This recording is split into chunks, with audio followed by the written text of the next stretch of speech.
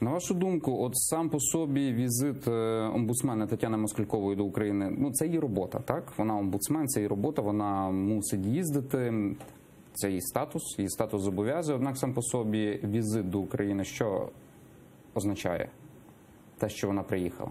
Що Кирило Вишинський справді настільки важливий для Російської Федерації? Ну, я сказал, что не настолько важен, что менять не будем. Да, но я, конечно, оцениваю сам факт визита как позитивный, потому что визит ее сюда означает, что госпожа Денисова может легче ездить в Россию и добиваться чего-то для военнопленных моряков и для других заключенных, украинцев, для Олега Сенцова, для многих крымских татар, которые находятся в российских тюрьмах. Это прекрасно.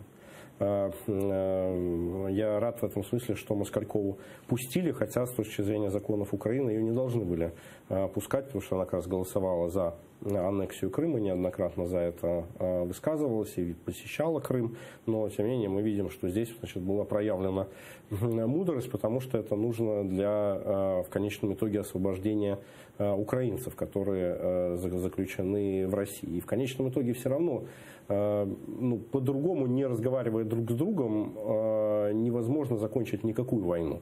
Даже если это разговоры про капитуляцию, но тем не менее все равно эти разговоры необходимо вести. И необходимо обмениваться военнопленными, и необходимо делать все то, чтобы наконец кровь перестала литься.